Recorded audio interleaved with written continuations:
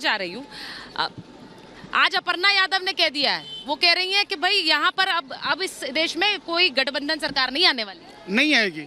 सबसे बड़ी समस्या ये है एनडी गठबंधन के साथ कि न तो इनकी कोई नेता है इनके पास, न नियत है, और नेता और नियत के अलावा न संकल्प है, और मैं समझता हूँ कि नियत तो इनकी साफ है ही नहीं और नीति तो है नहीं।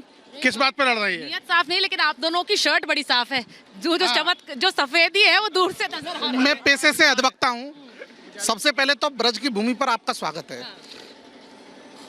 इस ब्रज धरा कृष्ण जिसको जगत गुरु कहा गया है, ठाकुर जी श्री कृष्ण कालीन यमुना जी के अंदर कीड़े पड़े हुए हैं। और 2014 की नरेंद्र मोदी सरकार ने ये घोषणा की थी कि नमामि गंगे प्रोजेक्ट बनेगा, ना तो उस तत्कालीन मंत्री के पते।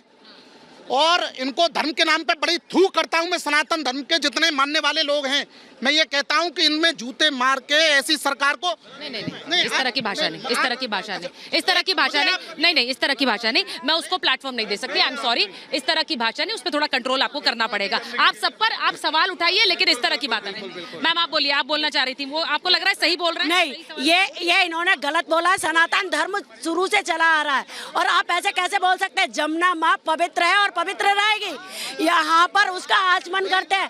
कालिंद्री मोक्षदायिनी है, कालिंद्री मोक्षदायिनी है। आप नहीं बोल सकते सनातन के लिए, आप गलत बोले, आपको माफी मांगनी होगी। सनातन धर्म से माफी मांगेगा। अच्छा देखिए, मैं एक चीज एक बार, अरे सुनिए, जूते लगाएंगे, आप जूते नहीं लगा सकते। अच्छा ठीक है, सनातन ठीक है। मुझे लग रहा है कि जो मुद्दे पहुंचाए गए हैं वो लोगों तक पहुंच रहे हैं। यहाँ पर जो एक महाभारत छिड़ी, वो उन्हीं मुद्दों की देन है जो सियासी पार्टियों के बीच एक्सचेंज होते हैं। मैं एक बार अब्दुशन जी आपके पास आ जाती हूँ, जरा बता दीजिए, जरा बताइए, अमेठी से कौन आएगा पता नहीं है, अखिलेश यादव उतरेंगे पता नहीं है, कैंडिडेट्स बदलते जा रहे हैं, ये भी एक हकीकत है। वहाँ रैलियों पे रैलियां हो रही है सर, आप पिछड़ रहे हैं। बिल्कुल नहीं पिछड़ रहे। हमारी पदयात्राएं चल रही हैं, गांव-गांव जा रहे हैं, प्रत्याशी डोर टू डोर जा रहे हैं। हर पार्टी का अपना कैंपेनिंग करने का तरीका हो रहा है। हम और यहाँ पे प्रोफेसर साहब, हम दोनों सुबह 7 बजे से डोर टू डोर पदयात्राएं करके आ रहे हैं। तो ऐसा नहीं है कि भाजपा ही मेहनत कर रही है, हम 4 गुना मेहनत कर रहे हैं। हमारी मेहनत को कोई दिखाता नहीं है। हमारे त्रिपाठी जी के लिए कैमरा एकदम मुस्कुरा के तैयार खड़ा रहता है। अंतर इतना है। और 80 सीटें मैं आपको पूरी गारंटी के साथ कह रहा हूं, भारतीय जनता पार्टी नहीं जीत रही। इन्होंने अपने जो इतने मिनिस्टर और इतने चर्चित चेहरे थे उनके टिकट काट दिए, क्योंकि इनको पता था कि गाजियाबाद और मेरठ ये लोग हार रहे हैं, इनके सरकार ने कोई अच्छा परफॉर्म नहीं किया। तो भारतीय जनता पार्टी एक जुआ खेल रही है प्रत्याशियों को बदल के, ना जाने तुक्का लग जाए।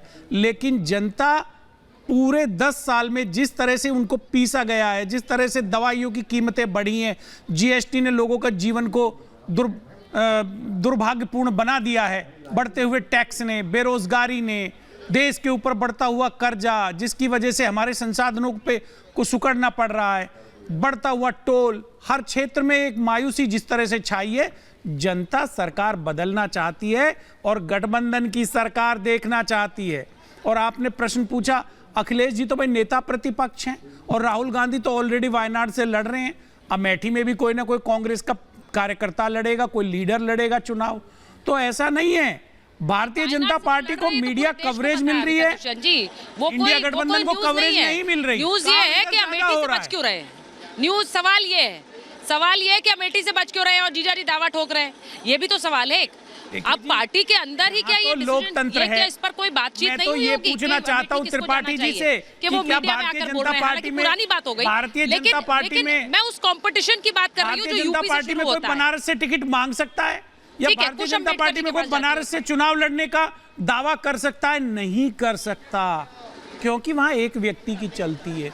ये विपक्ष की पार्टियां डेमोक्रेटिक। बनारस की बात जब आप करते हैं तो बनारस से सुन लीजिए मेरी बात, कोई भी कॉन्स्टिट्यूएंसी जहां से 2 बार कोई भी सांसद, मैं ये नहीं कह रही हूँ, कोई भी पार्टी अपने जीते हुए सांसद को हटाने का काम बहुत कम ही करती है, फिर वो प्रधानमंत्री की सीट हो या कोई और सीट हो। आप बनारस पर बार बार टारगेट कर सकते हैं, लेकिन कोई भी सीट हो, जीते हुए सांसद को कौन हटाता है? आप अपनी बात बता दीजिए। वायनाड आप हारे अमेठी तो आप अमेठी छोड़ के चले गए, आप वायनाड चले गए, वायनाड की बात कर रहे हैं।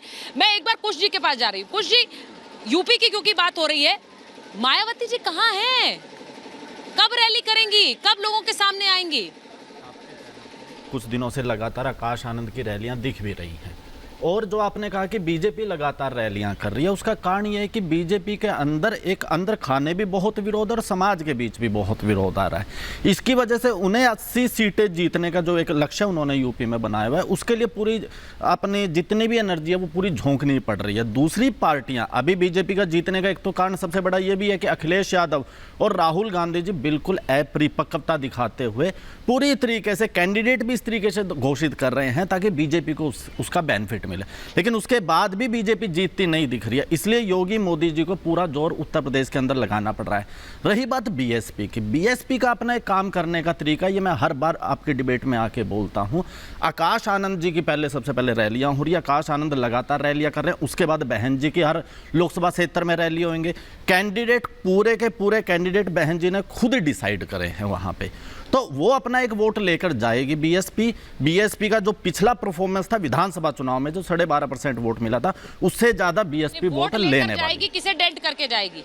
वोट लेकर जाएगी, किसे डेंट करके? बीएसपी किसी को डेंट नहीं करती है, बीएसपी का अपना वोट है, वो बीएसपी अपने उसी वोट को लेकर आएगी। हाँ, ये बात मैं जरूर आपके चैनल पे बोल देता हूं कि विधानसभा चुनाव में यूपी के में जिस तरीके से मुसलमानों का एक तरफा वोट सपा पे गया था, वो अब की बार नहीं जा रहा। जिस तरीके से अखिलेश यादव जी अपने कार्यकर्ताओं की तो छोड़िए, जो मुस्लिम नेता है उनकी रक्षा करने में भी असफल सिद्ध हो रहे हैं, बिल्कुल असफल। नमाज लेने में या मुसलमान का शब्द भी प्रयोग करने में उन्हें इतनी असहजता हो रही है, लेकिन मुसलमानों के वोट उन्हें थोक रेट में चाहिए।